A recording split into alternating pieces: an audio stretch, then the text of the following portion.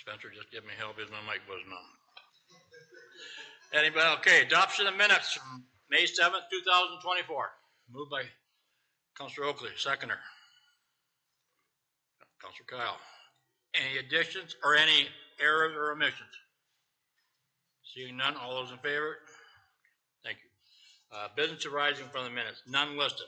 Anybody have anything? Thank you. Consent items to be approved, none listed. Consent items to be received, none listed. Staff reports, we'll go right to chickens. Everybody's been waiting for this, especially Councilor Bell.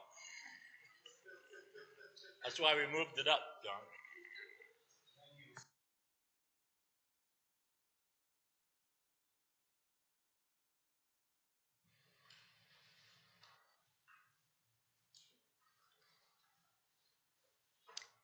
Good evening, Chair and members of committee.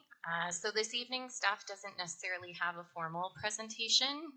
We're just giving a verbal update for committee's benefit.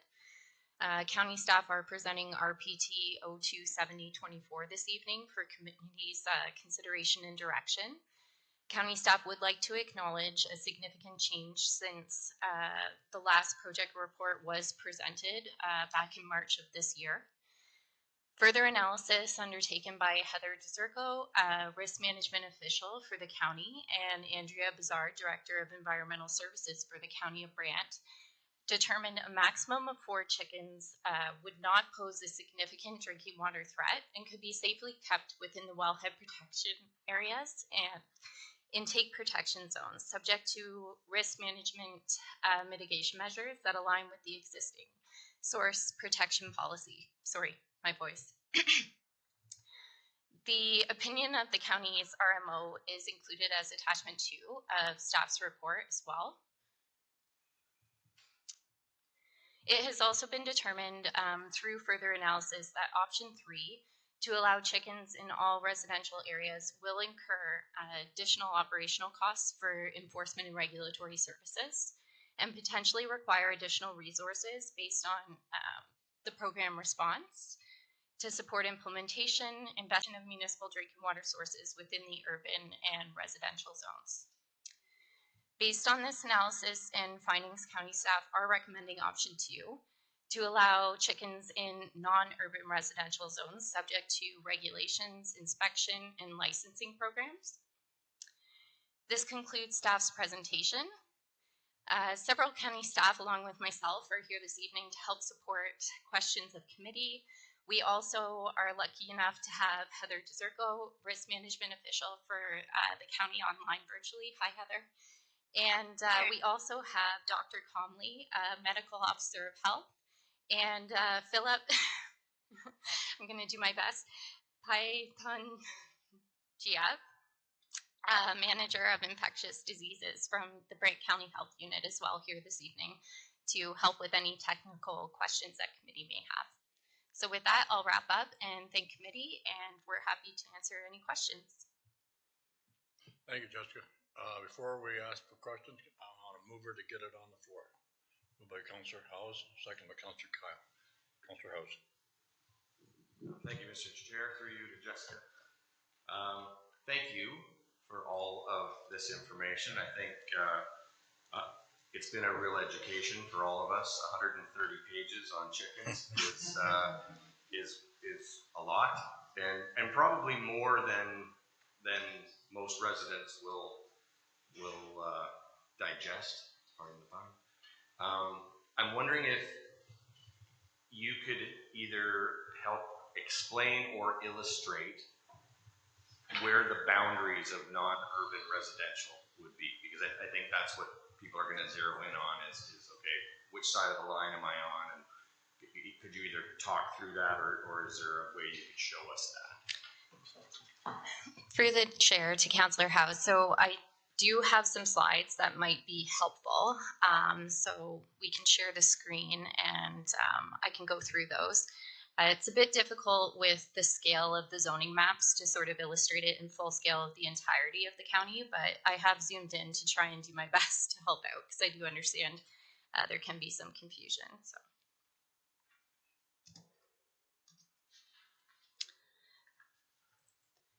So this was the initial map that folks in committee may remember back in March. So it illustrates, and not greatly in detail by any means, but the yellow shaded areas being agricultural, where chickens are currently permitted to be kept subject to regulations of the zoning bylaw and MDS requirements.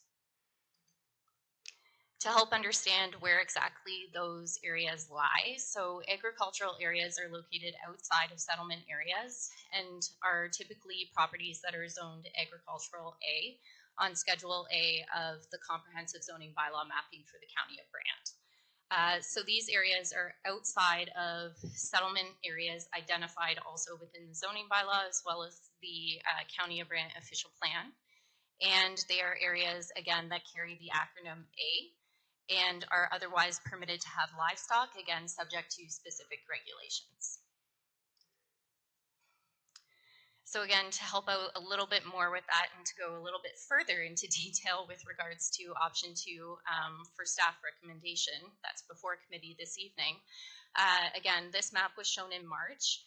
Again, not the greatest of scale for detail by any means, admittedly. However, the brown shaded areas there are areas that are zoned non-urban residential, so outlying areas outside of urban settlement areas being Paris and St. George in the County of Brant. So again, to go a little bit further into detail here, doing my best with the zoning maps.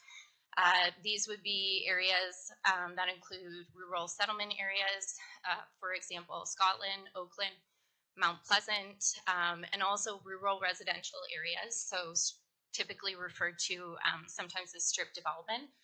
So these areas would be, for example, portions of German School Road, portions of Hammond Road, McVeigh Road, and portions of Scenic Drive, those sorts of areas.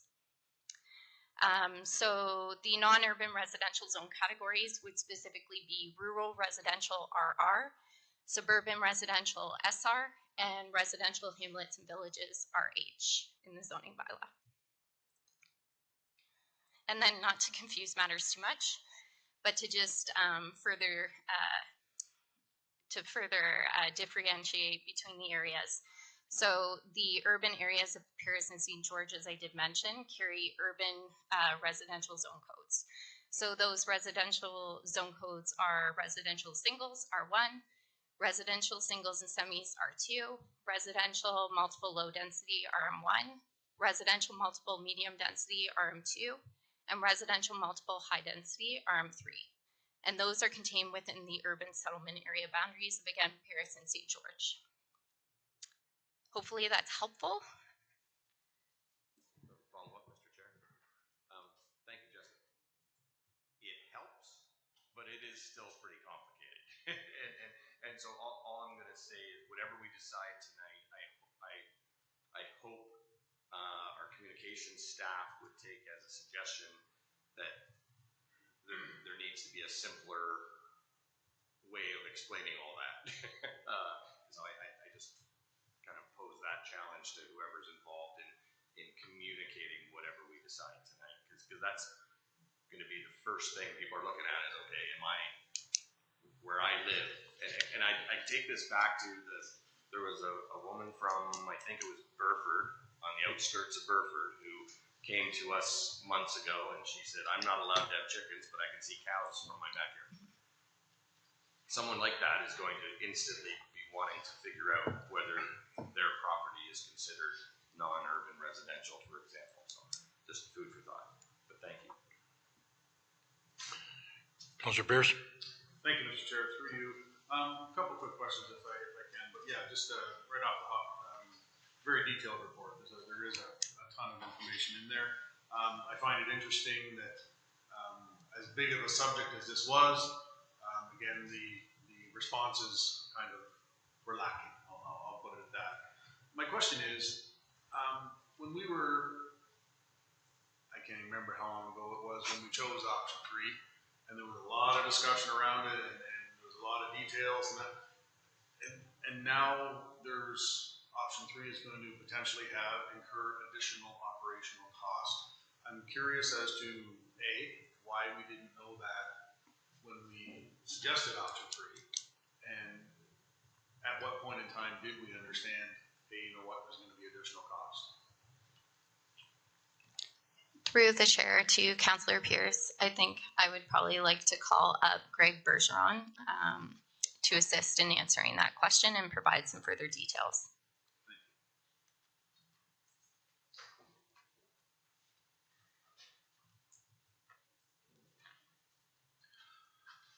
Through the chair, in answer to your question, we did a bit of an analysis. We did speak to other municipalities that are surrounding the county, one of which was the city of Brantford. So we don't know what the response is going to be. So as a matter of caution, we did put that it may increase resources, it may not. We're not 100% sure. From what I understand with the city of Brantford, they have approximately 50 licenses. City of Kitchener, the same. And the impact is pretty low right now on municipal enforcement. I think they're averaging 1 call per week. Again, it was just a matter of caution. Follow up with it, Mr. Chair? Okay, and I appreciate that, and let's err on the side of caution for sure. So, was there any other factors other than, you know, potentially, we didn't know for sure, but potentially this could incur extra costs? Was there any other factors on that that kind of weighed the decision to change? Through the chair, I think it's probably just a combination of all of the projects that we have going on right now. With automated speed enforcement, we have the AMS process coming up. We have the enforcement policy that's going before tonight. So, you know, that is something that we are cognizant of. It's not one particular bylaw that may have an impact on resources. It's probably a combination of all of them. And we wanted to put that in the report just to warn council that, you know, we may require more resources down the line. We're also going to have to process applications, so that will take a significant amount of staff time.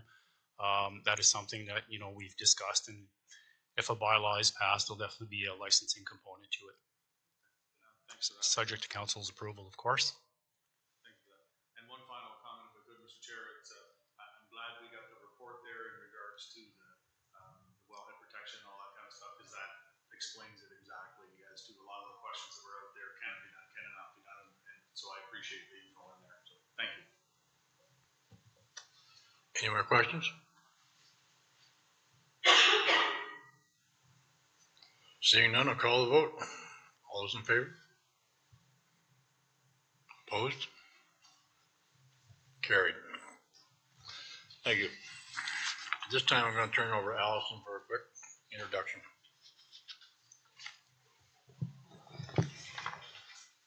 Thank you, Mr. Chair. Before we sort of delve into the agenda tonight, I just wanted to take the opportunity because I know there's been a lot of eyes on this. I'm very happy to introduce Jeremy Vink, who's our new Director of Planning Services, sitting in the back there. If you want to wave, Jeremy. Jeremy's dedicated his career to working for communities, most recently having spent 23 years with the Township of Woolwich, where he was the Manager of Planning.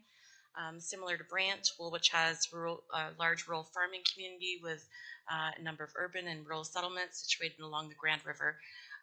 So there's a lot of similarities to what he will be dealing with here in Brant, and we're very lucky to have him here. So welcome, Jeremy, on behalf of council, and I just wanted you to be able to put a face to the name and be able to reach out if you have any questions or just introduce yourselves. Welcome, Jeremy. Moving on, 8.1, update and implementation of automatic speed enforcement. Adam Crozier, you have a report?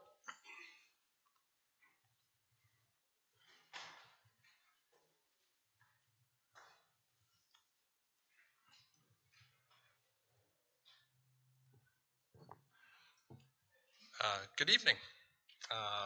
Through you, Mr. Chair, very pleased to be standing here today presenting this report after many long months and years of working towards this. I want to provide a brief overview of what we propose for the program, and then of course I'm happy to answer any questions from members of committee. So the main structure of this the program will commence at the beginning of October. We're going to install a test camera in front of Northward School. Through that 3-month period, we'll be capturing violations with this test camera, and that will permit us to collect enough data for our software provider to refine the product before we go live. Also provide an opportunity for the 2 provincial offense officers that have gone through the necessary training in order to evaluate violations and then be in a position to issue them starting in the first quarter of 2025. We'll install the coming soon signs, which are infamous and notorious throughout Ontario in automated speed enforcement at that time. And then 90 days following the installation of those signs is when we can start issuing violations. It's not a matter that we can't install the cameras, we just can't issue any violations 90 days in advance of that signage being installed. There's been a broad staff effort in this, emanating through roads, bylaw enforcement, communications. We're working on trying to prepare a very robust public education campaign for this. I really think the overarching message here is not to generate revenue, it is to slow down vehicles. Our efforts will be directed so that local residents know that these systems are going to be in place, they will be enforcing the speed limit, and to avoid a ticket, drive the speed limit. Really that's, I think, the main message I want to leave here tonight. We're looking at various means to do that, including some of the MTO boards you see on the 403 that say, this is how much a speeding ticket is going to cost you. This is an automated speed enforcement zone. A ticket will cost you this much. So we prepared a business plan, and really the main focus of that business plan is an effective rollout of the program. And I want to say that because outside of the Toronto Joint Processing Center, there are very few municipalities with experience in operating their own processing center. We still believe that this is the best option for the county. It's flexible, it's robust, it's actually much more cost effective than many of the other options out there. So that's the way we want to focus it. We'll look to, I believe 3 cameras by the end of 2025 will be in place. And sort of the operating ethos of that is that as the cameras installed, the violations decrease. And while that may not make sense in a revenue perspective, it actually provides the capacity for our provincial offense officers in order to evaluate violations from new zones coming online. And it's sort of a waterfall effect where they level off, and that provides capacity, and that reduces our operating expenditures by not having so many provincial offense officers reviewing, additional equipment, so on. So that's pretty much an overview of what I have. I'm happy to answer any questions. Recommendation, can we get somebody to put it on the floor? Councilor Oakley, second from Councilor House. Councilor Oakley. Through the chair to Adam. First, I just want to say that I'm thrilled that this is coming forward, and I think it couldn't be more timely with the start of the school year today, and that we're going to be able to protect those vulnerable residents. I also know, having seen the implementation of these speed cameras in other communities, do we have a strategy for potential vandalization of the cameras? That is something that I know happens quite frequently. So, yeah, do we have a strategy for mitigating that? Yeah, through you, Mr. Chair, obviously trying not to give too much away, but we've selected a camera system that is sort of compartmentalized. So if a specific item of the system is vandalized, that's something that can be replaced, as opposed to sort of the traditional red flex sort of R2D2 towers you have, that basically the entire system's taken offline. They'll be pole mounted as well, so they'll be less accessible than those ground mounted speed cameras that are out there in other communities. We're evaluating other options too. It's not as simple as saying we're going to point a CCTV camera at it. There's some legislative requirements we have to undertake for that. So, but that's something we're investigating, because I mean, realistically, it shows that if you can see who's vandalizing the camera, it does tend to help. But yeah, vandalism is definitely one of our more significant risk factors. And we're looking at any measures we can. Obviously, we'll make the police aware of where the systems are in operation, and hopefully maybe some patrols or something, but Perfect. Thank you very much. Councilor Pierce? Thank you, Mr. Chair, through you. Yeah, I think we're finally almost there, Adam. I appreciate that you've been at this a long time. Jumped a few hurdles and a few more hurdles, and I think we're in a decent spot. A couple of questions I have. So, first of all, the one in front of Northport, is it going to be on the side catching westbound or eastbound? Are they going to be coming into town or going out of town? Through Mr. Chair, this one specifically will be westbound. Good. Yeah. Good. Yeah. Appreciate that. Then I guess it's on page 5 of your report when you do the breakdown of the low compliance, high compliance. I appreciate you giving us those numbers because you don't know. Mhm. So my question is, do we know what % of compliance gives us net zero? Through Mr. Chair, no, that's not something we evaluated, but certainly the low compliance is, I think, about 50%. Right. Yep. Yeah. 50% of current violations, because it's sort of a methodology where we have to say, well, there's no enforcement in place. This is sort of the baseline. What happens when you do have, more traditional police enforcement, and when do you have automated enforcement? I think it's about, it's half of, so it's half of the 70%. So no, we can do that calculation, but there is a scenario where yes, we're so compliant that the costs of operating the program actually do decrease beyond the revenues generated to operate it. That's why we recommend a little bit of a reserve fund, because if we get to a point where we need a couple of years of operational funding outside of the tax levy based off the program, that's where we're going to have to evaluate where the program goes. But I think that goes to show how effective it's been if we get to a position where it's not generating enough revenue. Right. Yeah, fair enough. And I appreciate the fact of having that reserve in there just for, Yeah. for that amount. Because where I'm going with this is, you talk about portable versus stationary, and it's like it says in the report, and if everybody knows it's there, most people are going to slow down. So that's fine. So what another on that same one, at the 50% compliance, which is low compared to the high compliance, which is 80, it's almost, in essence, just shy of $400,000 for that 30% difference. So I'm trying to understand, because is there that much paperwork that's going to be involved with this for that 30% reduction in fines? Because that's, in essence, to me, that's where your operations are going to come in and back office end of things, right? So is there that much paperwork involved with this that there's that large of a reduction?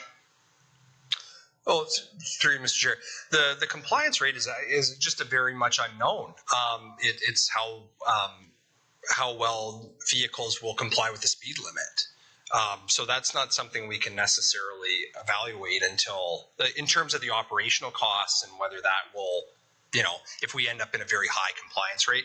No, that doesn't push the program into a situation where it's not going to be revenue neutral. No, if I'm understanding your question, like in terms of the compliance rate, is the compliance with the speed limit? Right. Yeah. Mr. Chair, where I'm going with that is on the low compliance, the operating expense is $740,000. Yeah. Okay, and that's at a 50% compliance. Yeah. At 80% compliance, it's $360,000. So I'm just trying to understand that 30% difference in compliance is almost $400,000. Right. That's why I'm trying to understand. There's a lot of back office work that needs to be done with this. What I'm getting by those, Yeah. Is that a fair statement? Well, I would assume. Sorry, I just, so I'm following along with you, on page 5. Page 5, yep. And the revenue. Are you looking at revenue? Oh, I see the chart. Are you looking at the chart here? Yep, the chart. In terms of low compliance, the operating expense is $740,000. I don't. Sorry. And then at a high compliance, where everybody's abiding by it, the operating expense is still like $366. So I'm just curious. That's almost $400,000. I'm just trying to understand the extra work involved in that 30% compliance. Sorry, I'm not seeing expenses on page 5. Page- 5 of 7.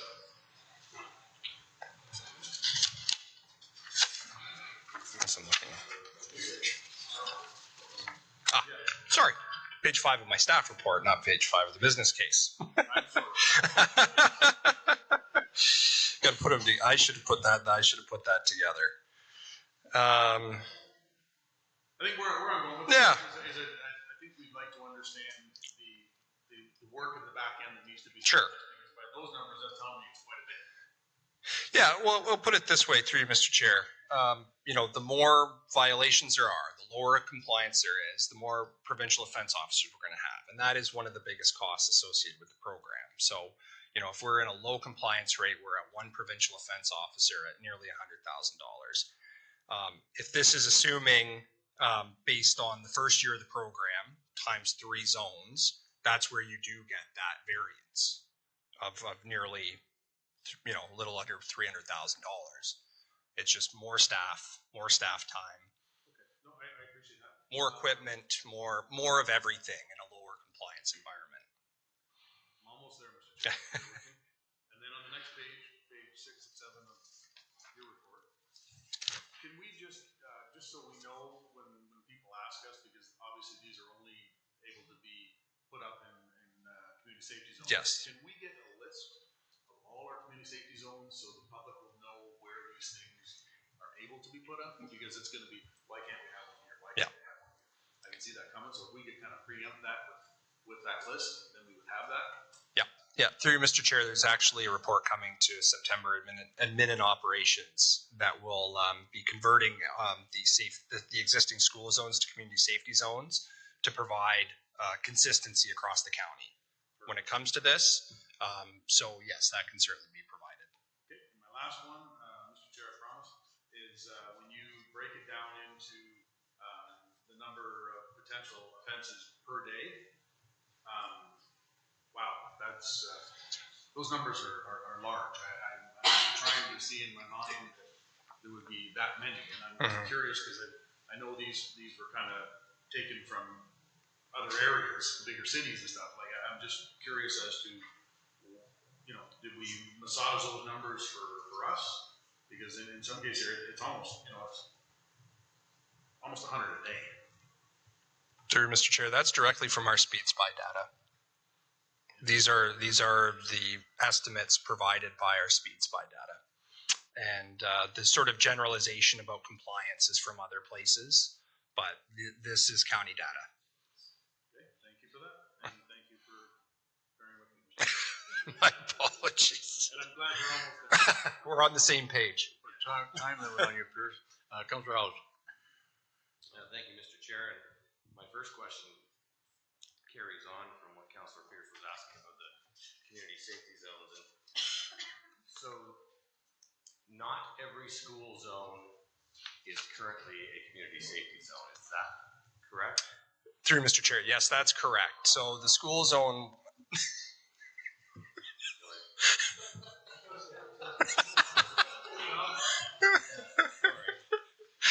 Through Kids going back to school or having their cell phones. Yeah. So the community safety zone, it's been around for a while, but it's a newer concept. Municipalities were previously allowed to identify school zones to reduce speed limits during certain periods of time. And I think the Director of Roads and I would agree that schools have become much more about community hubs. You have playgrounds, you have kids after school. I know my kids where they go to school. There's people there till 9, 10, 11 o'clock at night. It is not just about when school gets in and lets out. It is about being a community hub. So the probably spurred on by automated speed enforcement, but at the same time to convert these school zones to fulsome community safety zones is just a better way of approaching enforcement. Okay, thank you. And to carry on with a couple more quick ones through the chair. Obviously, I'm pleased to see Northward School area selected. Very pleased for that. Someone will ask me, why not the high school? Why not? Because there's a perception that Grand River Street North, especially going up by the high school, is perceived hotspot for speeding. So could you speak a little bit to why that spot, why why North Ward instead of, say, the high school?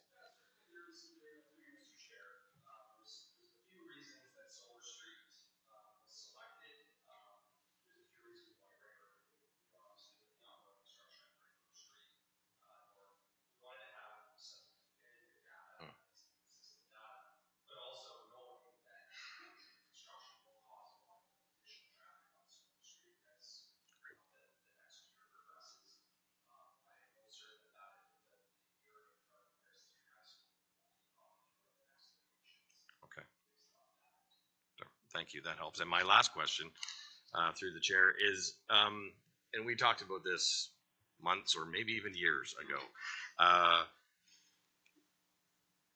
Will we be able to benefit from warning signs as you enter into the county of Brant that say you are entering into a automated speed enforcement community, so that everybody is cautioned to, like, you're going to pay if you speed, and they're not necessarily, especially people from out of town, are not necessarily going to know where the camera is. Is that a possibility?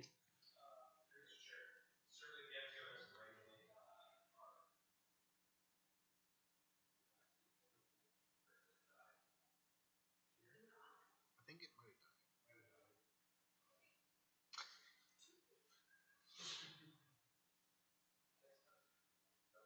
No, worse.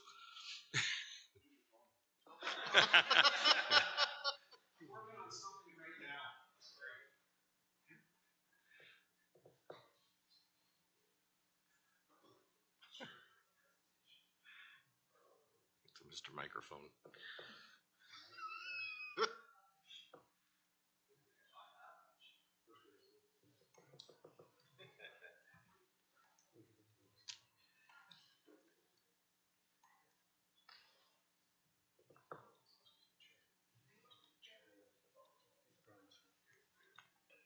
He's enjoying a feast. Oh, he looks well.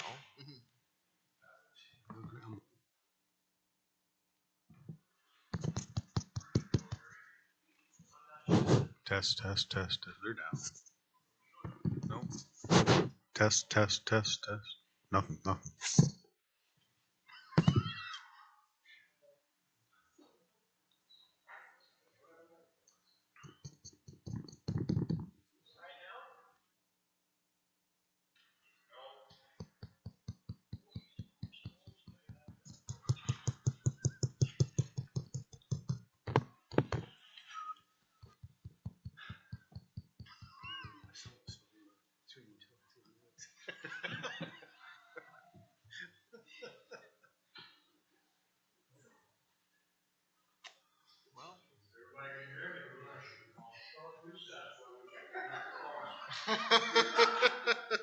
What's that?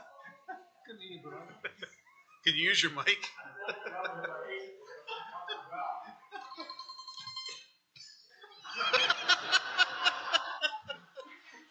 Seriously?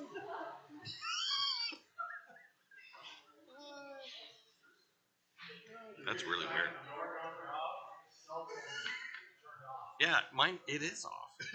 That was an SOS thing that came through. It was, and it, oh, yeah, I don't know what's going on. Oh. So the phone's Like on. that means off, right? Little orange stripe. Yeah. That's been off the whole time. Well, mine's on. That's weird. Yeah. Gremlins.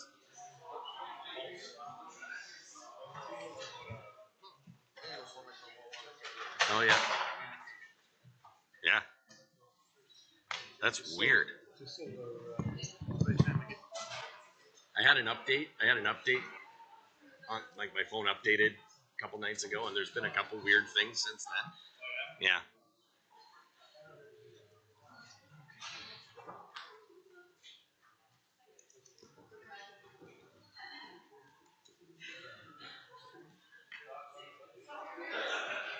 We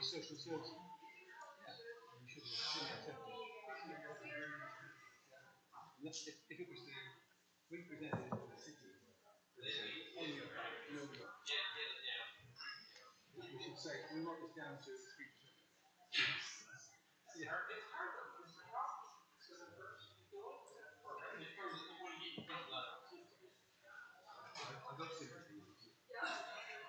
only saving grace is as we go window is done. So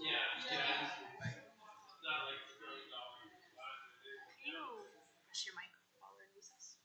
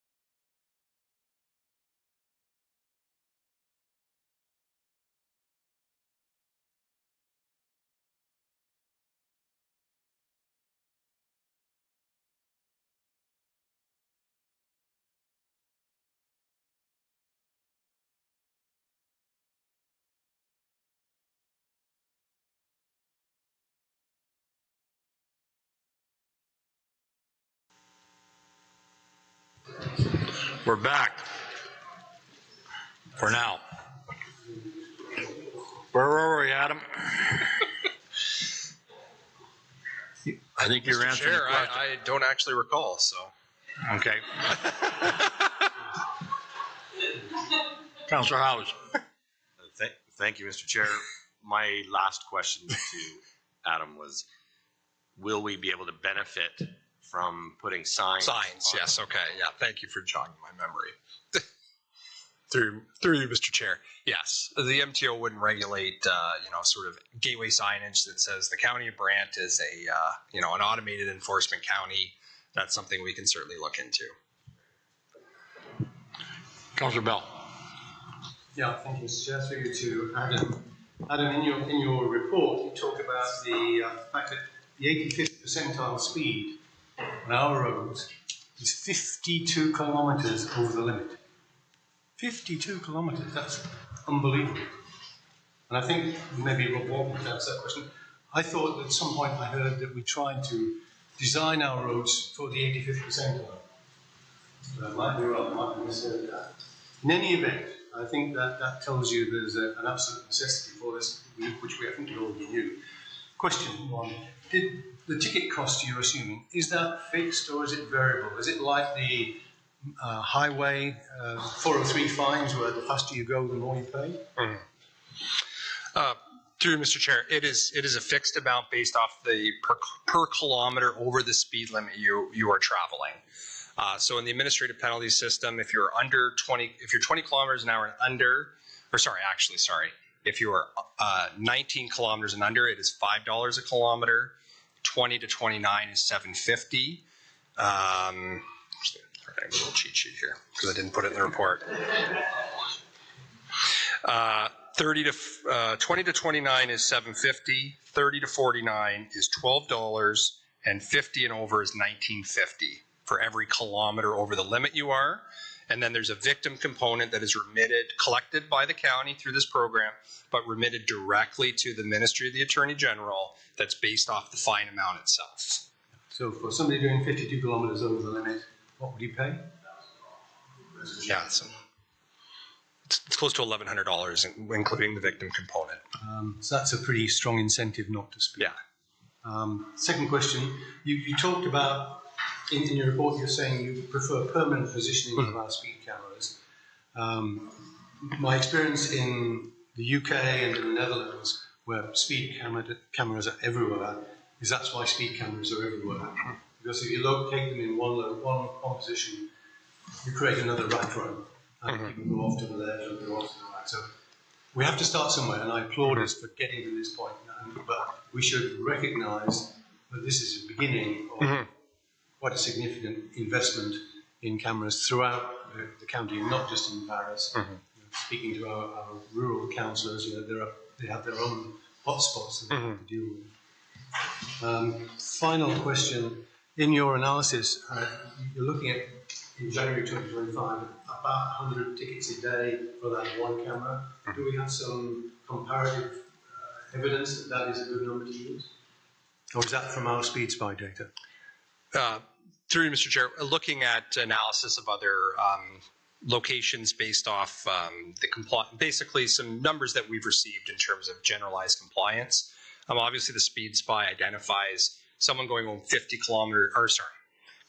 kilometers over the speed limit, 20 kilometers over the speed limit, 30 kilometers over the speed limit, and so we can see where we will be ticketing, just how many tickets we will get from that. And then as the sort of days, months, as people start getting tickets, compliance rates increase. So that's based off sort of existing traffic flows at the location that will show that, probably, it could snow on the day that we implement and not get those 100 tickets. There are a million different little variables that will come into play when it comes to this. These are not definitive. These are our best estimates based off the assumptions we've derived from other programs. But our own data says that 59% of drivers exceed the speed limit. So, but I think on Silver Street, I'll be surprised if there's a few thousand a day go down that. So 59% of a few thousand is a lot of tickets. I hope we have the processing capacity. Thanks, Adam. Councillor Kyle. Thanks, Mr. Chair. Through you to Adam. I'm also really excited to see this come through. And I can tell you that sometimes it's the same person getting caught twice. So maybe it's 50 people over. That's what happened to me. So one of my questions is, how is there going to be a threshold for how much over somebody will have to be driving in order to trigger it, or will it be for every 1 kilometer over? And the reason I'm asking about that is that the location at North Ward is between 2 stop signs. So I'm also wondering if the data was before that second 4-way stop or after, just because now in that spot, I've noticed myself, there's a lot of people that are going quite a bit slower in that. They're still speeding, obviously, but it had those 2 stop signs close together have already kind of slowed that down. So I just wondered if that's the best spot to test this one. Through you, Mr. Chair, I believe that data was collected following the installation of those 4-way stops. And in terms of a threshold, that's typically an enforcement matter. Through all our discussions, especially with the Toronto Joint Processing Center, it's something that at the end of the day is determined through the enforcement of the automated speed enforcement program. So it's not something you necessarily want to give away, and something that not a lot of people want to know because they know everyone will harass them for it. So we'll be determining a threshold. We actually haven't yet. So once we have some more definitive data, we'll be doing that. Follow up, Mr. Chair. And then on the topic of more of the rural areas, so what period of time do you think we're going to have to take a look at everything before we can start to consider some of those areas outside of the main urban areas? Just thinking of, I hear regularly from folks in Glen Morris for 2 different spots, but currently they wouldn't qualify remotely close to being considered a community safety zone, even though there's a church and a school and whatnot. So I'm just wondering what kind of time frame we might be looking at, so that I can, when they're asking me, I can kind of say, well, you know, we're starting here, and maybe at this point down the road we'll take a look. Yeah, certainly. Through you, Mr. Chair. I think the 22 existing community safety zones, school zones, and soon to be community safety zones will be the priority. I think as this progresses, and I know there's been certainly movement for and pushing against the expansion of the definition of community safety zones. I know in Waterloo Region they had a recommendation to evaluate creating the entire region as a community safety zone. So there's certainly these sort of topics at hand when it comes especially to automated speed enforcement.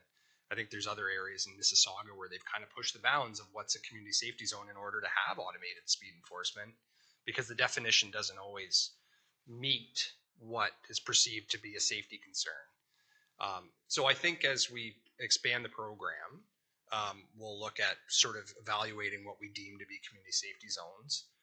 Certainly schools, retirement homes, long-term care homes are starting to meet those thresholds. And I think there'll be a greater focus on defining community safety zones in the County of Brant as this program goes on. So it all depends on, in terms of the expansion of the program, all depends on, I would say the first year is very key, because it may turn into, investing in additional cameras in order to get more places and more community safety zones online, and the processing capacity to do so.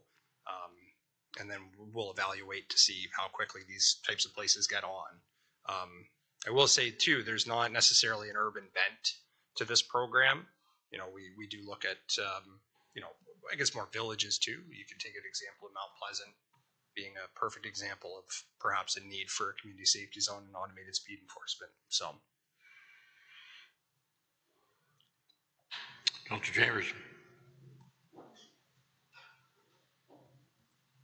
Mr. Chairman, I think it was 7 questions and 6 of them already been asked and answered, and I forgot what the other one was. I know we've been a while getting to you, Robert. I'll give you another chance to remember it, okay? Councilor McAlpine, you're next. Same issue, the same questions, but just to reinforce, at this point, it's strictly just school zones that we're looking at as community safety zones, or are we including say, the retirement homes at this point, or any other places? Through you, Mr. Chair, I don't have the listing of community safety zones off the top of my head, but I know that certainly there's an evaluation of certain areas, including long-term care and retirement homes, that they do qualify to be included. So it's not necessarily a school zone or, an area around a school bent. There is a definition in the Ontario Traffic Manual of community safety zones. So it's something that I think, road staff will probably evaluate as time goes on. Okay. Councilor Miller. Thank you, Miss. Is this working? Some are.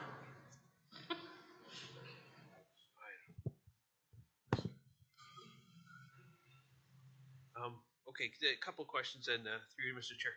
I'm keeping clear the fact that do these have to go in community safety zones, school zones? Is that a provincial? Through Mr. Chair, that's correct. That's based off the regulations from the Ministry of Transportation.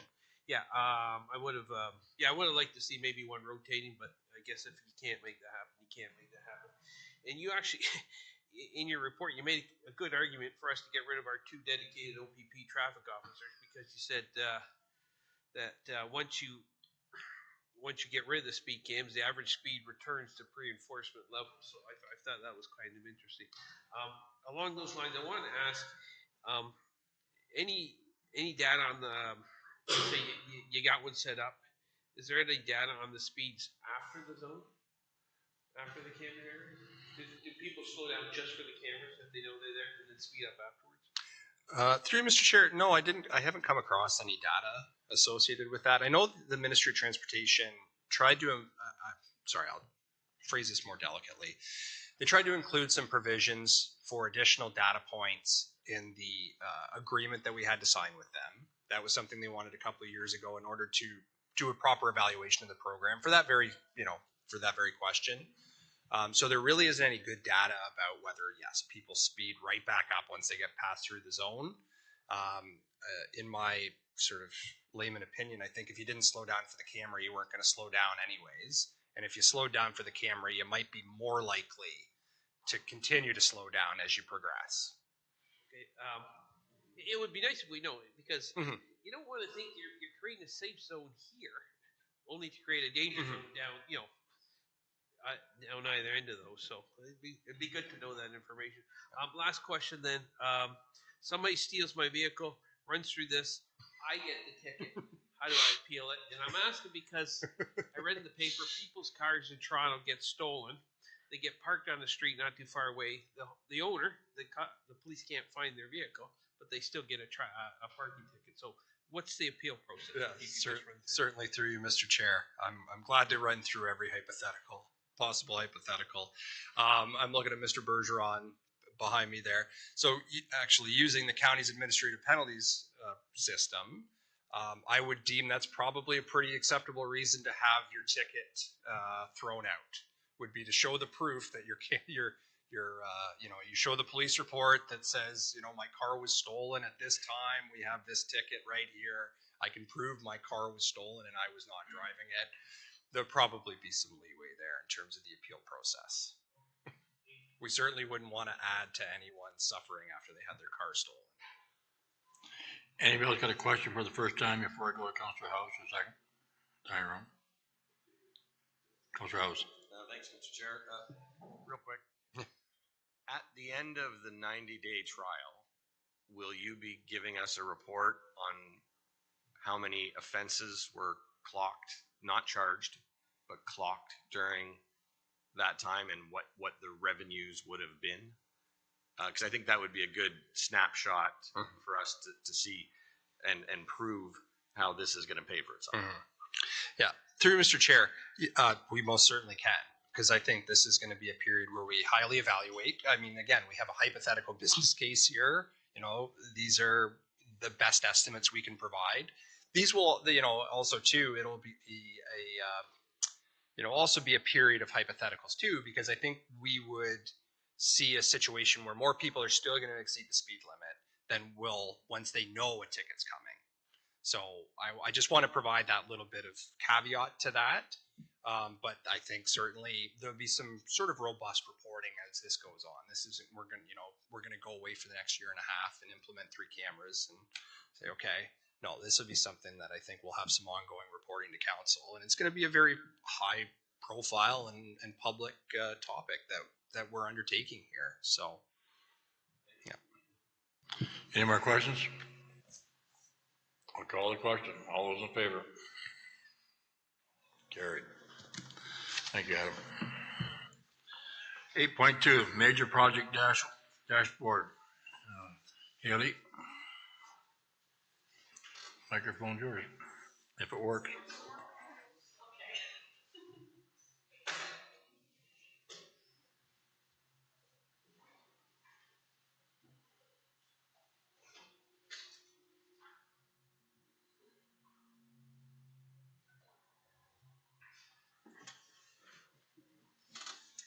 Is this thing on?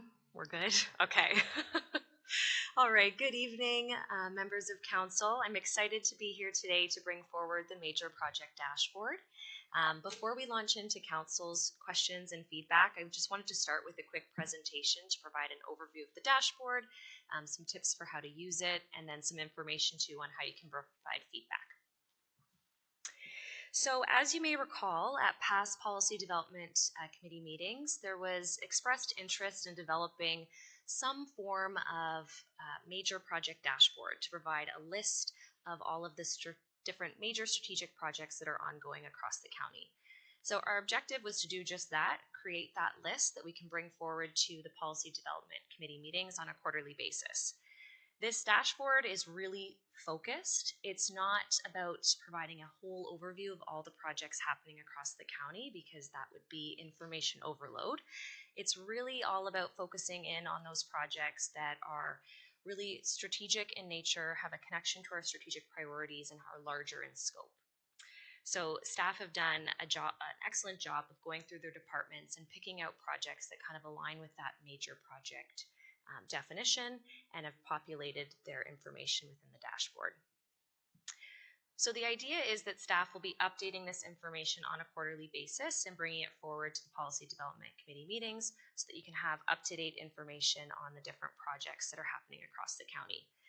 The dashboard can be accessed in 2 ways. One, you can click the report, the link in the report, which will bring up the online version of the dashboard. And there's also going to be a printer-friendly version as well, in case you'd like to review the information offline. It's revolting now. Okay. The idea is that we're going to bring forward this report as a consent agenda item, so we're not, bogging down meetings with these 33 different projects or whatever on the list, but rather so you have the information and can reach out to staff as needed based on the questions you may have about the projects. So I did just want to quick share what the dashboard looks like in case you haven't had a chance to open it up and check it out. So if you are to click the link in your report, this is the dashboard that will be brought up. You'll see on the left-hand side, there's a little bit of an overview about what the dashboard is, how to use it, where to direct your questions. There's some helpful resources on the right-hand side, and there's also a link to view that dashboard in a different format, should you wish. And then below, that's where all the good stuff is, the list of major projects. They're grouped in order of department and then division, and then listed in alphabetical order. And we've done our best to select kind of high-level project details to share with council. Again, not getting into the weeds on every single detail about the project, but trying to keep it high level to give you enough information to have a helpful update, and then you can direct future questions to staff. So if you did want to view it in a different format, you can click the link there to view the card view, and this is just an example of what the card view looks like. It's all of the projects kind of just laid out in a different way. You can select to view it by department if you want to see kind of what's happening across the departments. You can select to see projects by consultation status. So say you want to know what's coming down the pipeline in terms of consultation opportunities, you can click that as well. So just another kind of helpful way to show the information should you wish. So I don't know if I said this yet, but this is really the first version. This is kind of the prototype of the major project dashboard. We wanted to bring something forward to show council kind of what's possible. From there, we want to engage in an iterative design process where we're taking feedback from council, feedback from staff, and constantly incorporating it into the design of the tool so that it best fits your needs. So if you do have any ideas on how to improve the dashboard, the types of information shared, the way it works, it's great if you could let our team know. And then from there, we can continue to investigate, what is possible based on the technological capabilities of the tool and what makes sense from a staff resource perspective as well. So that's it for me in terms of presentation. I hope that was helpful to give a little bit of an overview of what we were doing and what the tool looks like, and happy to take any feedback or questions from folks. Mayor Bailey. Great, perfect. Second it? Appropriate. Questions? Comments? Mr. Bell. Yeah, a mix of question and comments, Mr. Chair, through the Haley. I love it. I'm glad you've done it. I'm struggling to get the link to work, but that's just a bug in the system. So the paper copy tells me all I need to know. I would ask that you perhaps just poll the councillors and say, what do you think's missing from this in terms of projects that we think are important? I'll give you a couple that come to mind. The Paris Downtown Master Plan, I didn't see that explicitly in there. I didn't see the comprehensive zoning bylaw update. So a few that I would put on there. I'll mention the library because that wasn't mentioned there as well. So big things that are going to challenge us as a council in the next year or two, I'd like to see there. Thank you. Through you, Mr. Chair. Just to chime in on your question, Councillor Bell, because this is just a sort of test version right now, it is not a complete list. So I completely agree. It's just what staff have been able to put in there just for demonstration purposes for this evening, but we recognize it's not a full list yet. I love the model you've got. Thank you, Mr. Chair. Through you to Haley. Sorry. Do you envision a public-facing version of this eventually? And I'm thinking back to there was a few months ago we had spoken with operations staff about our infrastructure projects and wanting to illustrate to the public that they are actually being carefully lined up so that they don't overlap, and you're not going to have the downtown dig at the same time that they're putting roundabouts at the north end, and so I guess all of that rolls into some version of this, probably not necessarily with the same detail, but as public facing. Through the chair to the councillor, I think that's a great opportunity to explore other options. Well, this technically is public facing in the sense that anybody could access it through the council report. I don't know who's sifting through 300 pages, but it's there. But we've had conversations, Rob and I too, about kind of capital projects and how to best share that information, recognizing it's a little bit different than these kind of strategic plan pieces. So it's definitely something we're going to continue to explore, to look at what's the best way to share that information, recognizing that the public is interested in these types of things, for sure. Any more questions for Haley? Just what you're looking for comments, and I'll say I think it's a great tool for us as councillors. Obviously, we're a single-tier municipality, so we're looking at everything, and it's so easy to forget what's going on with this, right? So when I was looking, I was kind of thinking, oh yeah, I forgot about So, anyways, good source of information for us as councillors. Anything else? We have a motion to get it on the floor. All those who receive for information. Thank you. 8.3, enforcement by policy update. Greg. Any questions for Greg, or is he going to remain at the back? Get it on the floor. Councilor Miller? Mr. Pierce? Questions? Welcome, Greg. You're on the deck.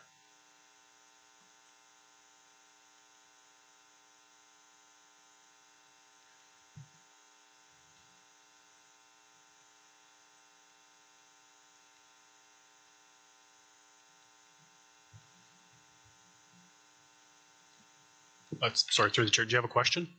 Or did you want me to do a little presentation? Yeah. Okay. So 2 questions. It's just to do with our role in the whole, in your role, in what you guys do. And obviously, like we as counselors, well, nobody should be. We can't influence an investigation, but sometimes, and this has happened.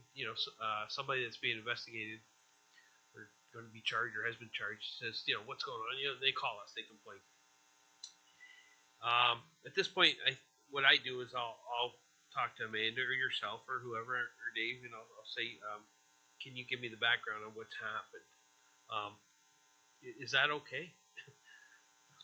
Through the chair, yeah, I don't really see any problem with communicating. I think part of the process that we're trying to improve is that we want to encourage residents to call us directly and provide information directly. I do understand the willingness to call their counselor first, but we do ask that if they can reach out to us first and try and resolve the matter. I think that's a much more streamlined process, a lot more effective. It allows us to ask questions of the residents that may be pertinent to the investigation. I think it's probably just a better process all around when there's direct communication. Okay, so you don't see any issues with us asking you just what happened, and that's fine. Through the chair, no, I don't really have an issue with that. Okay, and then my second and final question here, and I got to find the page, but it's your bullet points there. I even have it here. It's 51. So page 55. So you talk about communications, and I don't understand. If I can find it here.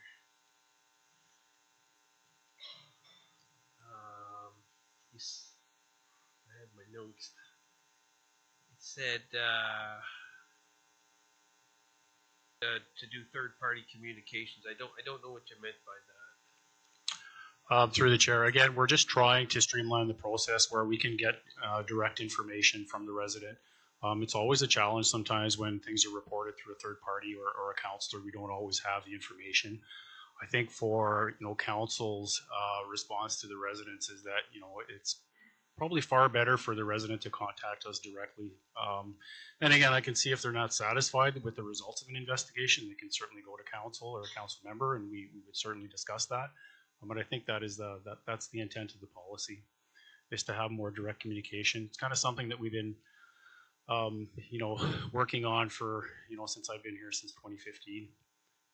We're just trying to encourage direct communication. Okay, it's on page 63 of our report, page 7 of 15 of your report. It says council members shall refrain from forwarding third-party communications or complaints to a municipal. Okay, shall refrain. Shall, that means we mustn't, if I read that correctly. Through the chair, again, we're trying to impress upon council to get people to contact us directly.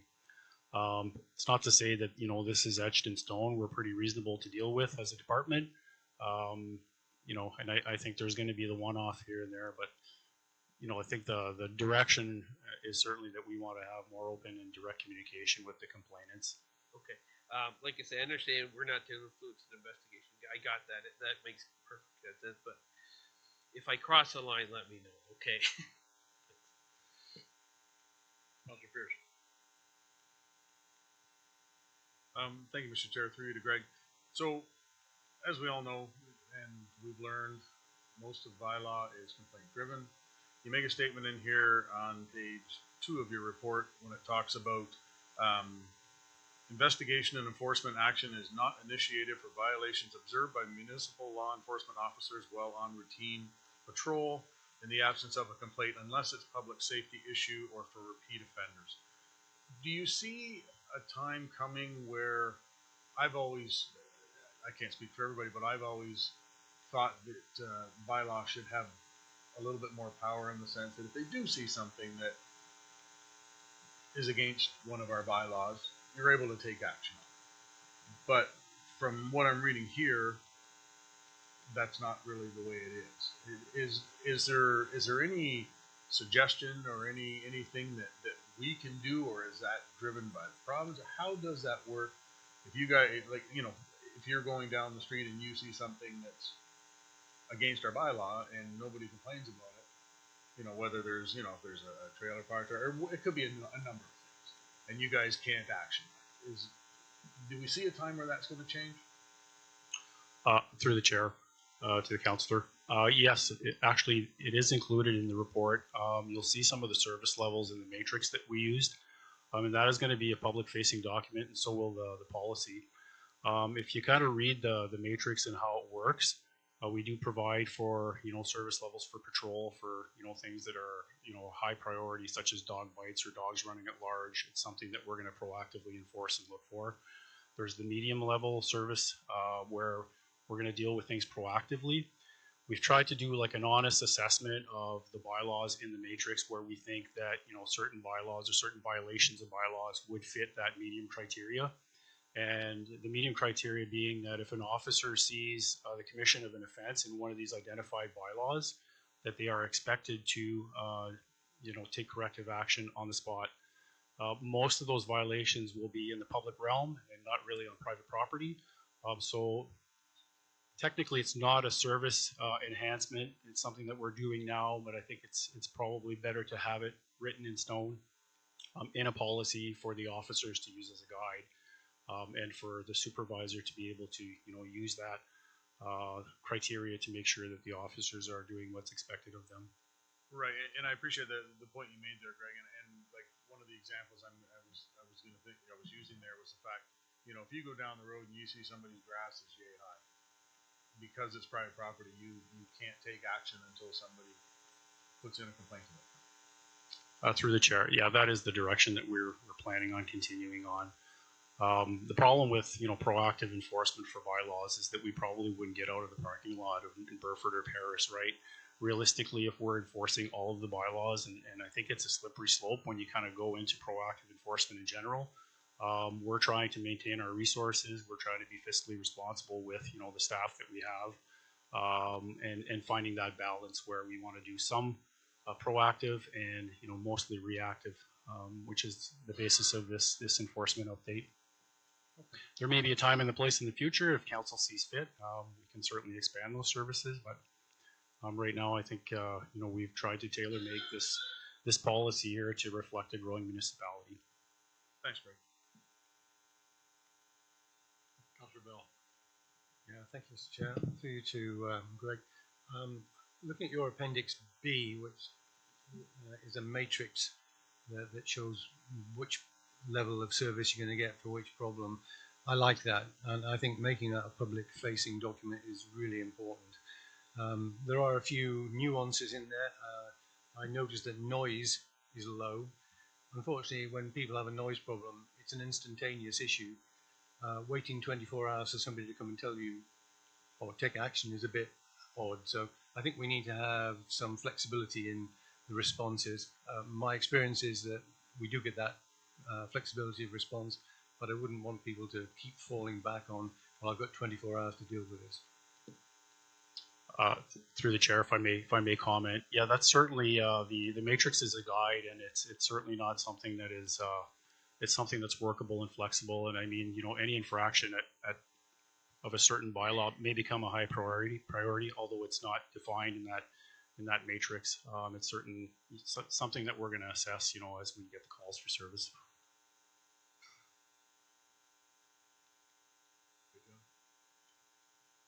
Councillor Garneau.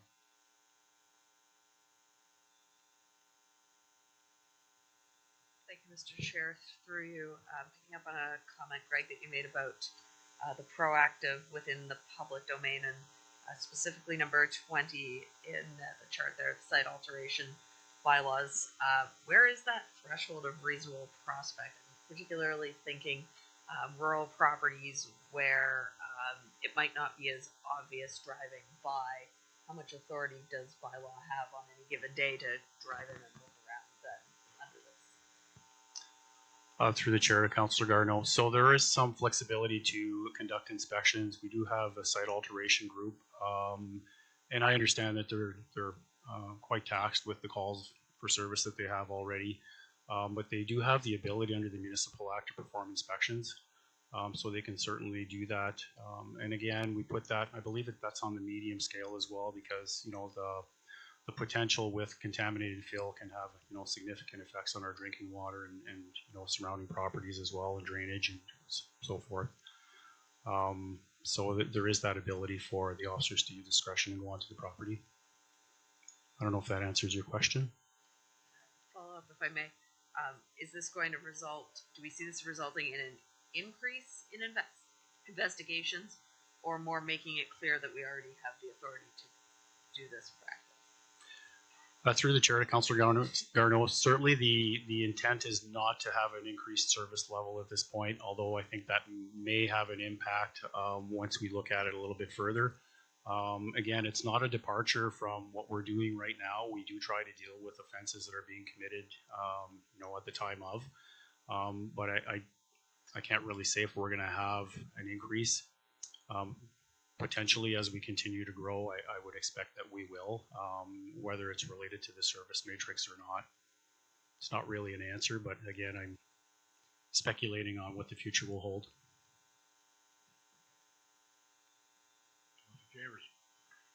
Mr. Chairman, I'm expecting that this policy will pass, and I'm just wondering, this may be a question to the clerk, if a council member wishes to have a hard copy policy document with this policy, can that be provided?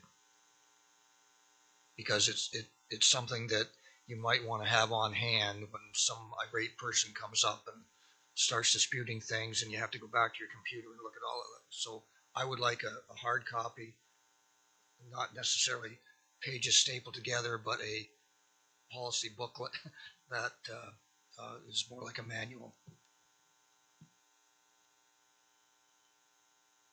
Any more questions for the first time? Councillor Bell. Yeah, it's not directly related to this topic, but it follows on from what Councillor Chambers was suggesting. One of the frustrations I have is when somebody asks about a particular bylaw, I go into our system and I say bylaw XXX 1922. I cannot find it. Can I have a compendium? Can I have access to a compendium of all of our current bylaws? It would be really helpful.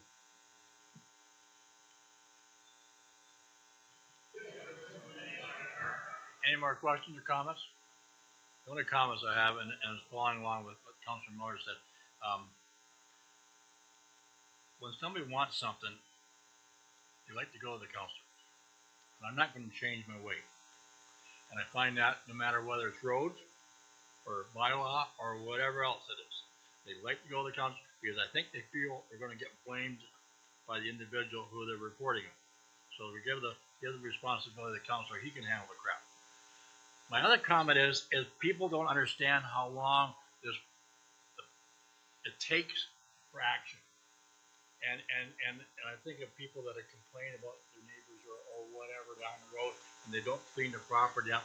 Well, they make a little effort, and they say, well, is that all they're going to do? So bylaws are a very tricky thing, and it's just the public gets frustrated when they don't see a lot of action at times. Councillor Chambers.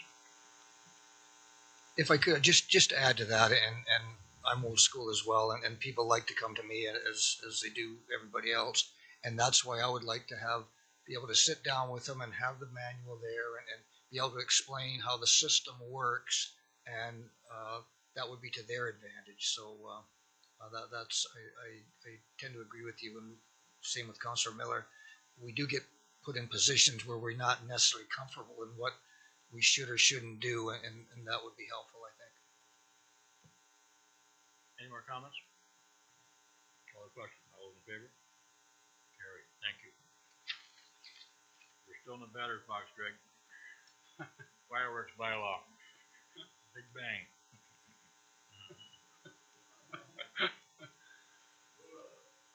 Seconder. Councilor Pierce, or Councilor House, Councilor Oakley.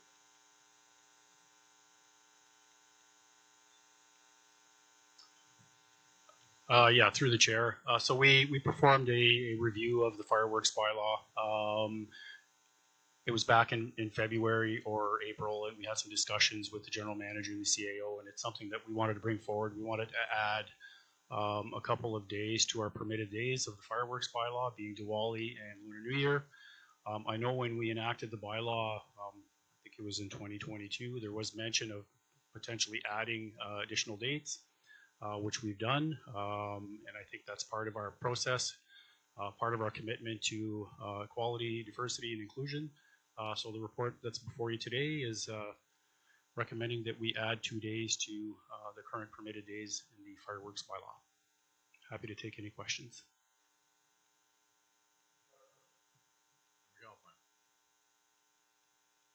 So currently, if someone wanted to celebrate Diwali or the New Year's, they could easily apply for it, right, online? Through the chair, yes, that's correct. They could apply for a permit through fire services. I'm kind of concerned about, so you're suggesting that we're adding a leeway of 3 days each side of all these holidays? Through the chair, actually, no, we're just suggesting or recommending that the day of Diwali and the day of Lunar New Year be added. What we have in the bylaw right now is Victoria Day and Canada Day. So it's 3 days preceding, 3 days after, and the day of. So right now we have 14 days where people could legally discharge fireworks without a permit. We're proposing to add 2 more days to that 14, so it'll be 16 days in total. So that would open up fireworks sales for those events in the community? Through the chair, correct. That would open up the sales for those 2 holidays, and it would be the 6 days preceding the holiday where sales would be permitted. I'm still a little bit concerned about extending the more days outside of a permitted time. Like, I would prefer to, if a community came together and wanted to have fireworks on, together, rather than multiple locations around the county having it.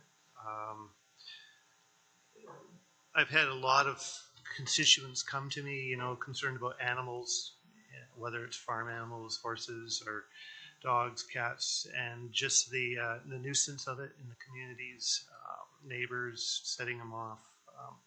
Years ago, I had a neighbor, they had a party, and they were, half drunk, and they were setting them off, and it caused damage to cars and neighbors, and there was concern of fire being set. So that would be one of my concerns of extending it further, because we do have quite a few complaints come to us with what we have already. So.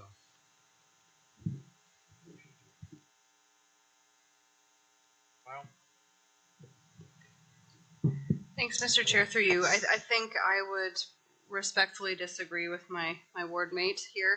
I was pleased to see the additional 2 days. I like that you've kept it to just the day of those holidays, so we're not extending it by another 14 days for a bigger number. But I think it is something that is worth considering. We do have a number of folks in our communities that are celebrating these 2 holidays. We're just as likely to have people who are inebriated letting off their family fireworks on Victoria Day and Canada Day. I've seen many close calls myself, so I think if we make it a little easier for those families that are celebrating to be able to do that in the way that they would like to do, then that is only a fair option. So I'm supportive of the recommendation. Yeah, through the chair, I just I think I'll probably split the difference here a bit between Ward 1 or between the Ward 1 councillors. I think this is a great step in the right direction in terms of if we're going to be permitting days for folks to do individual fireworks, including these 2 additional holidays, I think is a great step. Now, whether or not we should be having individual fireworks given the various safety issues, environmental issues, etc., and rather having the county run an event themselves, whether it be fireworks or some sort of drone show, something along those lines, I think is a point of debate for another day. But whilst this is the direction we're taking, I'm quite happy with what's been presented. So thank you. Any more questions or comments? Seeing none, all those in favor of the recommendation? Opposed? Count. Clerk. Nope. Those in favor? Opposed? Duly noted.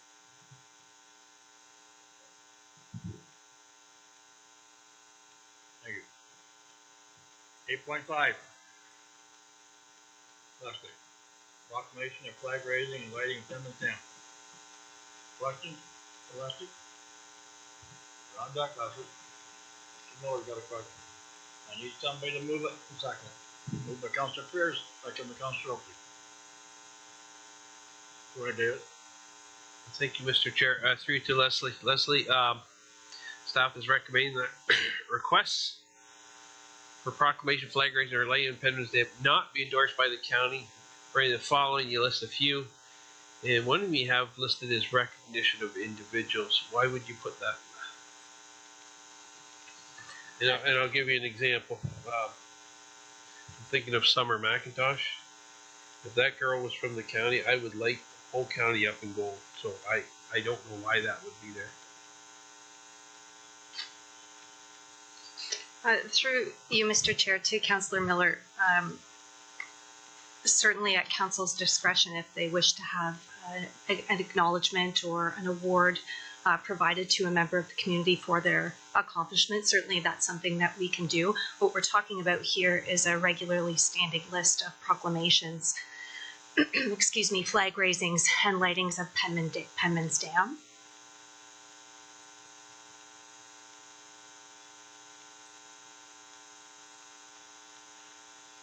Okay, it sounds like it's at the discretion of council if they want to go ahead and do something like that. Certainly, as always, it's at the discretion of council. If you'll permit me, just to give a little background about the report. So as part of the council approved communications and marketing plan, it was recommended that the county review its existing list of what I'll call special days. The list last year, I believe, through the report included approximately 72 or 73 different proclamations, flag raisings, dam lightings, special events, community events, social media posts, etc. So through our marketing and communication strategy, it was recommended that we review the list. Historically, as you'll recall, every year a staff report is submitted for council's consideration with a suggested list of those special days and proclamations. Traditionally, there's been no real sort of coordination across the organization to really make sure that we're streamlining and processing properly and regularly those requests. This is staff's attempt to do so. In the absence of that formal policy, and certainly with a view to streamlining the requests received, we've undertook both a review of the policies and practices of several municipalities, both neighboring and from afar, including Oxford, Haldimand, Cambridge, Woodstock, London, and Mississauga, as well as consultation with our senior director level staff and the senior management team and the mayor's office, just to see to get a handle on what sort of requests are typically coming in. The list of events that are contained in the draft policy before you also align with staff's sort of pre-approved work plans. And in some instances, we have both budget and resources aligned. So for example, June is Parks and Recreation Month. There's a series of events that we host and budget for accordingly. As I said, Councillor Miller, certainly if there is an appetite amongst council to have a flag raising or a Penman's Dam lighting or a proclamation, staff will act accordingly. Okay, thanks, Leslie.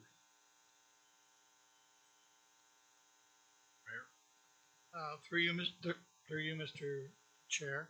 A lot of these flag raisings are in conjunction with Brantford. They come to Brantford first in the morning and they raise the flag, and then they come to the county, the same people. I'm thinking of people like Lucy Marco, Council on Aging, diabetes, Alzheimer's, Parkinson's, all those kinds of things. I would hate to have anyone say that they raised the flag for any of these events or these causes in the city in the morning and were declined a flag raising in the county in the afternoon. So maybe we could do some sort of wording that when the mayor, because they always come down to the mayor's office because they want me to be there the mayor to be there to raise the flag. So it usually comes through us, and Spencer and I usually do it on our own. But I think that if they could be directed to the mayor's office, and then the mayor's assistant or the new mayor's assistant when she gets here, would call the city and see whether they're doing it. I would hate to ever have anyone say that we didn't do something that we should have done because we had a policy that just was so blanketed that we missed it.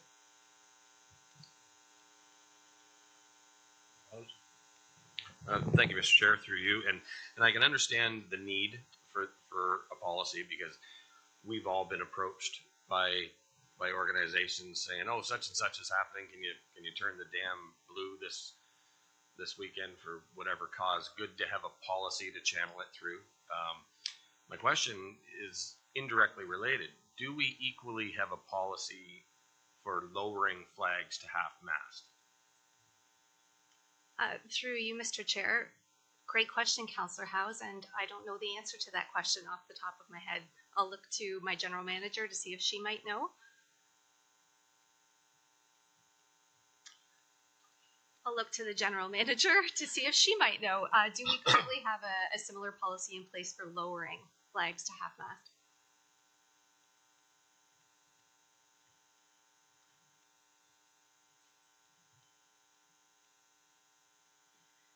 Through your worship to committee, the clerk's department does manage an internal process whereby it follows the flag lowerings for the province of Ontario. So for those regularly scheduled, I believe there's a handful of them. I can't remember off the top of my head, but the next one would be, I believe September 10th is the firefighters. Cindy might know the actual memorial date, the name, but in memory of fallen firefighters. So the clerk's department does manage an internal process like that, whereby they mimic the dates that are lowered by the province of Ontario.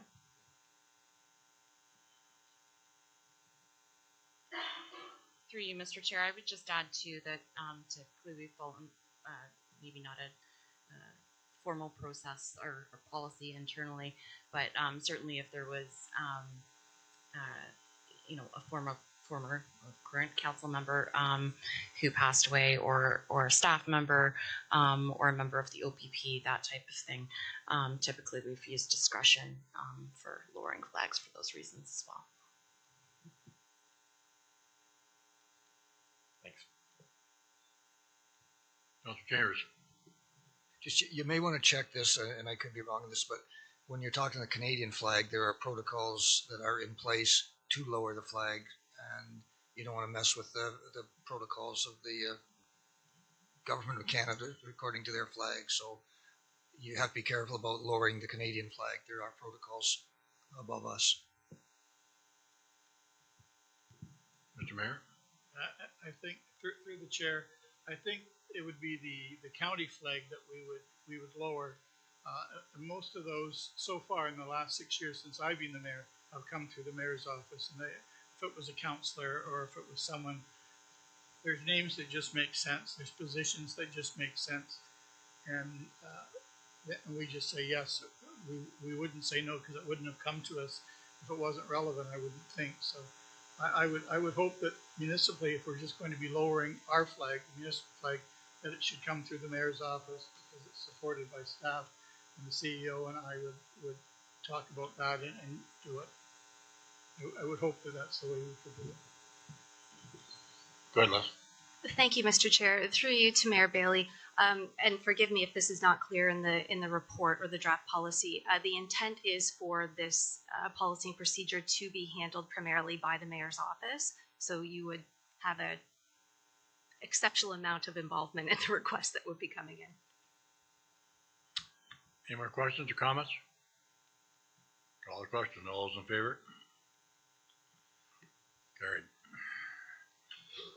Review of the advisory and special committee. Dana and Melissa, you're on deck.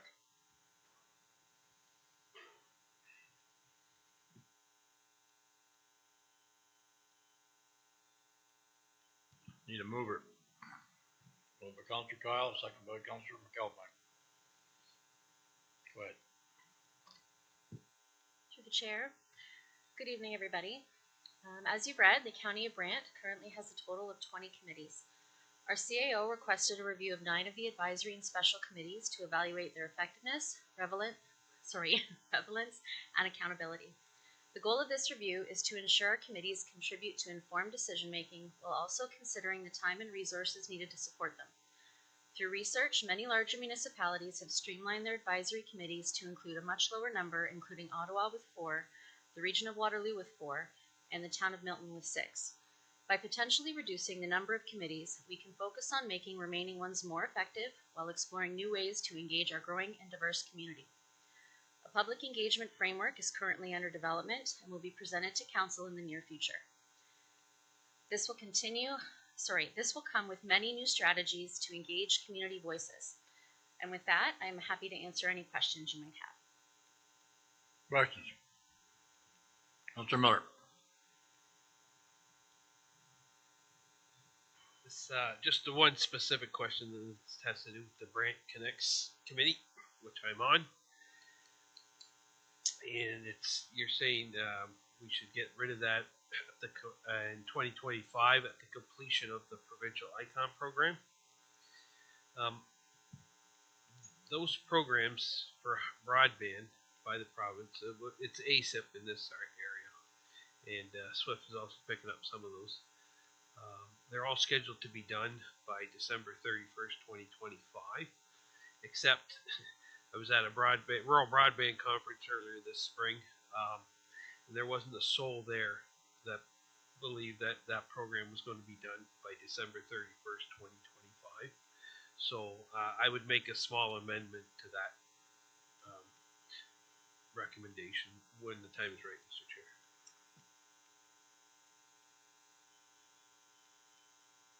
You want to do that right now? Sure. I'll move. It's a small change, but I would move that the Brant Connects Committee be dissolved at the completion of the provincial ICON be dissolved at the end of the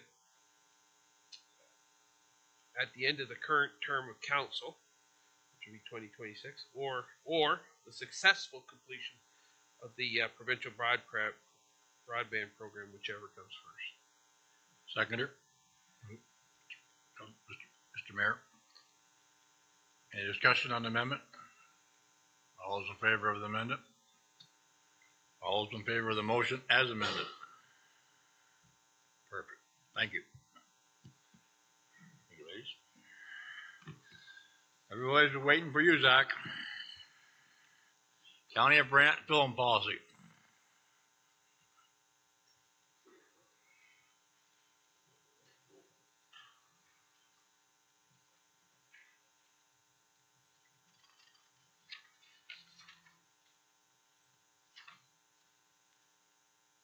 Yeah, through the chair, I can just make a few comments if it's helpful. To committee, I'll just say this would have come to you previously in the draft form in June, and since that time we've taken it to our different business associations for input, taken that input, and now it's incorporated directly in the policy. So I will highlight, within this policy, we now have some pretty strict provisions around filming in downtown Paris. So there's a number of blackout dates. There's limitations on when we'd entertain a road closure. There's caps on the amount of parking that can be used, and some discouragement about parking on Grand River Street North and some other items. So basically, we took the policy, added the input, and then are bringing it back to committee tonight for approval, and happy to answer any questions. Let me get it on the floor. Councilor Oakley, second by Councilor Bell. Councilor Pearson. Thank you, Mr. Chair. Through you to Zach. So good report. As you say, we live and learn, right? I think we learned a lot over the last short while with our filming, and I guess we learn more when some things don't go the way we think they're going to go. So that being said, a couple questions I have here, and again, I know I alluded to it earlier tonight, but again, when you take a survey and it's sent to 1,200 County of Brant addresses, and we get 34 responses. It's very disheartening, you know, because I know for a fact that us around this horseshoe and many more heard many more than 34 different people saying things about what was going on. So that was kind of that was upsetting that there was only that many. So just a point on that. On page 4 of your report, when it talks in the top paragraph, when it says the policy also lays out a code of conduct found in Schedule A that film companies are to abide by when filming in the County of Brant. Now, I know there's things in there as to, you know, if they don't, but is there any way that we can, it's not to set an example, but to give ourselves and when I say ourselves, I'm talking the county, give ourselves the authority to potentially increase fines if we find that, let's say a film company comes in and they're a little bit bigger than other ones that come in and they can afford to pay a fine because it's not really going to hurt them too much. And is there anything that you thought of or discussed in there that we can amp it up a little bit to suggest to them that, you know, there is this policy that you signed when you agreed to come and do the filming here. We want to have you here. That's not a problem. But you're no better than anybody else. You need to abide by it, and we can kind of increase along the way. Or is there anything else that we can do? Through the chair to you, Councillor Pierce, I think our best option for recourse would be to pull the permit or cancel the agreement if there is some issue that couldn't be resolved. You know, we have introduced some new fees to kind of capitalize on it. I don't think fines were necessarily contemplated as part of that, but what we have now is everything in one spot and the tools to say pull the permit if we need to. Before it was a little more difficult because it was more of a patchwork approach. So I hope that's helpful.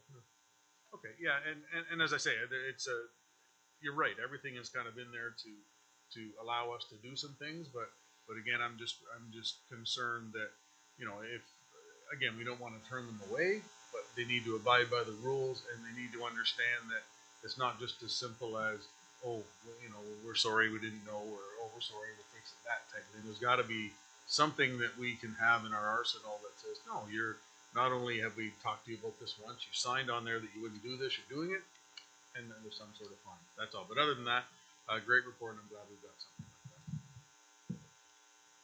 Councillor Bell. Thank you, Mr. Chair. To you, to Zach. Zach, on page 3 of your report, you say a significant finding from the survey is that 71% of respondents indicated that filming had impacted their business, and by that you actually mean in some negative kind of way. My question is, I think, a simple one. It may not be an easy answer though. What's the real economic benefit of this filming policy? What did we gain as a county? And what value did we put on the lack of, or the loss of convenience and the loss of facility that our residents have experienced this year? Because I got a lot of complaints about things not being available, whether it's parking, whether it's access, you name it. Yeah, to the chair to you, Councillor Bell. Fortunately, I can't give a full breakdown, but I can share that the spend in the community was about $700,000.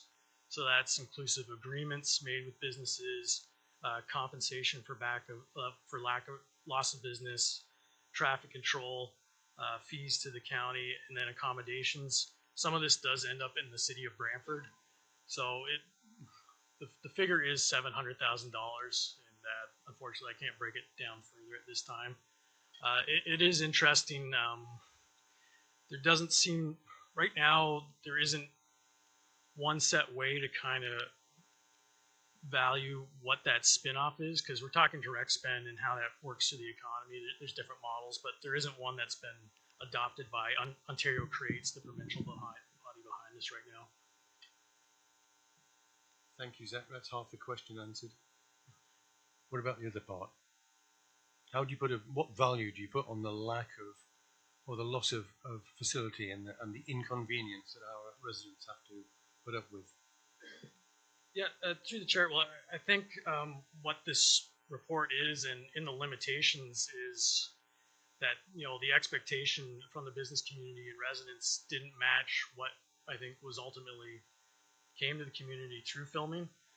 Some communities, you know, really want to encourage this, but I think we're in a position where, you know, it's a good problem to have. We're trying to manage, say, competing forces here. So I think what I would say is, you know, some entities did benefit from having Amazon here and, you know, filming at their storefront. But, you know, what we heard is some gained, more seem to lose by having it. And I hope that's still not another half answer. Maybe it is. But I knew it was a difficult question to answer, but I think on balance, there's a vast majority of people that feel inconvenienced and didn't gain from filming, as opposed to the relatively small number of people that did. So I think I would like a little bit more in this report that actually goes to those points. And we are coming up to a period in Paris, at least, and not all the filming's in Paris, I understand that.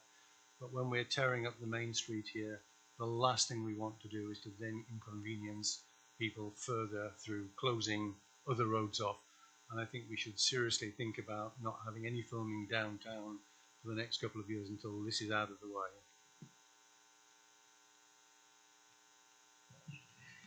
Thank you, through you, Mr. Chair. I just want to add to Zach's report in the sense that staff have been following direction of the approved implementation of the filming and digital media strategy, and you're right. There's been lessons learned. I would say anecdotally, we tend to hear from people who have negative experiences more than we do people who have positive experiences.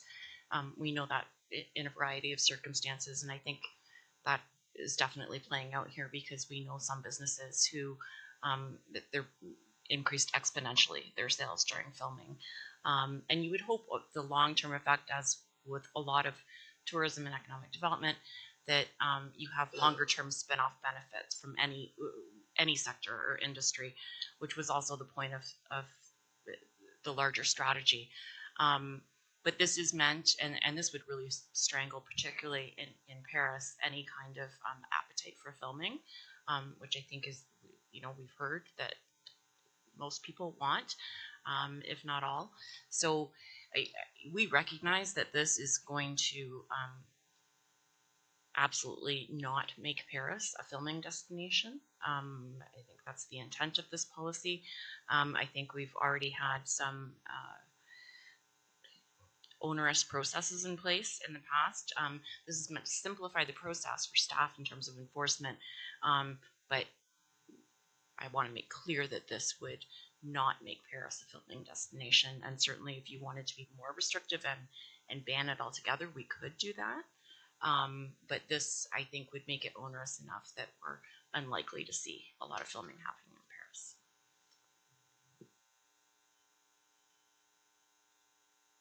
Any more questions or comments? Seeing none, call the question. All those in favor of the recommendation? Opposed?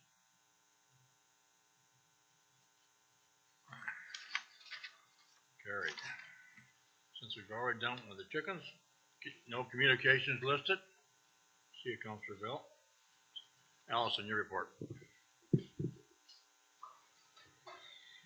Thank you, Mr. Chair. It's been a busy time, so bear with me. I have a lot of updates. I'll try to go through them by department. So for development services, you met the new director this evening, which is great. The department will be moving forward with recruitment of manager of policy planning and manager of development planning this fall.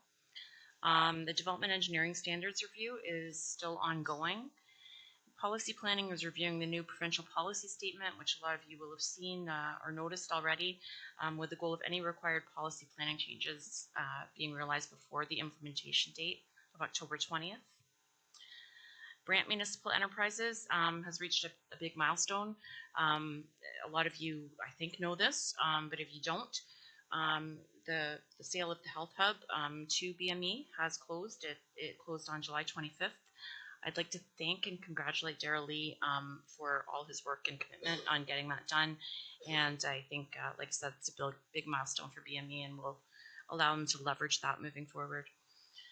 Strategic initiatives. The department has welcomed Jasmine Bedard as the new Arts, Culture, and Heritage Officer. She's replacing Kayla on her maternity leave. Jasmine's working on her PhD, and she has a background in cultural heritage, conservation management, as well as anthropology and archaeology. The framework for public consultation, as you heard earlier, is well underway and expected to be presented at a committee meeting by end of the year. Planning for the downtown dig in terms of communication and business support is also underway, and public engagement is expected late September, and a panel for businesses will be arranged for mid-October. More communication to council will happen as that continues to roll out. The RFP for public transportation is now open and closes on September 9th. And a reminder that Salute to Brant is Thursday, September 26th from 5 to 9 at the TF Warren Group, Canesville Community Center. Emergency and protective services. The leases with Grandbridge Energy for the new paramedic headquarters, still hot off the press. They've been finalized and signed now. Mobilization of renovation and preparation of the office administration phase is expected in the last quarter of this year. Fire Services has completed the most recent recruitment drive and will be onboarding 19 new volunteer firefighters with training starting in September for the next 8 months. And the concept design for North Paris Fire Station is coming to council later this month. Community services, the Brant Sports Complex edition, the RFP for architectural design is closed. We received 17 submissions and proposals are currently being reviewed with an anticipated award mid-month. North the Nith Trails and Open Spaces Master Plan, the community partner engagement is underway with public consultation to commence this month. The community partnership policy update, you'll recall that this was sent back to staff for some revisions. The revisions have been completed and recirculated to the community groups, and staff hope to finalize the consultation process and report back at the November 5th Policy Development Committee meeting. Completion of the Parks Master Plan is anticipated for mid-October for presentation at the November Policy Development Committee meeting. And lastly, I want to congratulate and commend staff, particularly Phil Met, Kathy Ballantyne, Megan Hunter, and Mackenzie Shepard for putting on the inaugural Communities in Bloom this summer. I don't know if anybody had a chance to attend or see any of the work that was done. There was excellent feedback received from the judges, especially for how quickly staff was able to put this together and for the first year. The event showcased excellent collaboration between departments and with the community groups, so congratulations and thank you to that community group. For corporate services, small update on the development charges. A second stakeholder meeting was held on August 21st, resulting in some productive discussions between the consultant, staff, and developers, and identified a few further items to be considered. An additional stakeholder session is being scheduled to review revised draft numbers. An addendum with those numbers is expected to be issued mid-September for review by council, the public, and stakeholders, with a final report and bylaw to be presented to council in October. A report seeking council direction for preparation of the 2025 budget will be coming forward later this month. I can hardly believe we're getting back into that already. Operations, Powerline Road, east of Potruff, the slope failure repair is scheduled to start this coming Monday, September the 9th. Public meetings for Cleaver Road Bridge and Salt Springs Church Road to be scheduled for Q4 of this year. Construction has started on West River Street and Church Street next week for Silver and Grand River Street North intersection. The contractor for Dundas Street East and Paris Road is still working on schedule, noting this is a 2-year project. Bridge construction is going well and is on schedule. Brantford has started the disconnection of water from the Mount Pleasant water system for Tutela Heights, and this will be completed by the end of the year. Household hazardous waste agreement with Brantford, we hope to be completed for the October event. And the Class B cost estimate for the main library branch will be reported to council in a Friday file this week on September 6th. And finally, for corporate strategy, community engagement for the Climate Action Plan is coming to an end. Through our survey and in-house connections, valuable feedback was received. It's being incorporated by staff now and staff across the organization to develop the final Climate Action Plan. Automated speed enforcement that you heard a lot about tonight. This has consumed a huge amount of staff time. I would note there's only 2 staff members in that department or in that division. So we hope that that's going to subside as it shifts now into implementation. The project team will now be refining the corporate projects plans dashboard again that you saw tonight. The hope is that this will enhance transparency and information sharing both cross-departmentally and with council. So we look forward to refining that and potentially looking at an external facing model.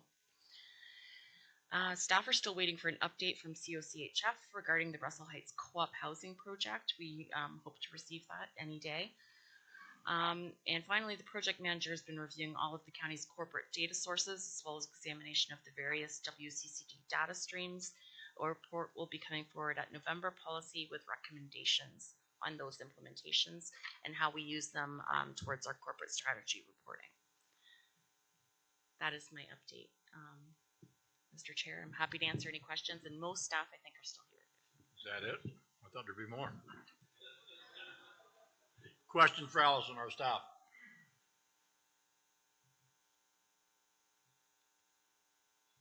Just so everybody's happy.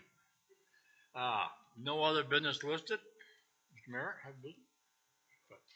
I'd just like to take this opportunity to thank Spencer. He's moved on from the mayor's office to the deputy clerk, and I'm very happy for him. We've made a new hire, a girl by the name of Pam DeMontmorency, who's starting on Thursday. She'll be in the office and available for council. But I do wish you well, Spencer, and thank you for everything you were to me. He'll just be at the top of the stairs, they promise me. Councilor Pierce. Thanks, Mr. Chair. And I was going to discuss this when we were discussing the committees. One of the committees that was discussed was the County of Brant Sports Hall of Fame. I just want to remind everybody that Thursday, September 19th is the County of Brant Sports Hall of Fame in Paris. We've got 4 inductees. And then Saturday, October the 12th is the induction in Burford at the fairgrounds, and we've got 1 induction there. So I meant to say that earlier, but I just wanted to let that out there and hope everybody is able to join because it's a fabulous event. Seeing no other hands up, thank you for everybody tonight for playing musical microphone, and we'll adjourn this meeting.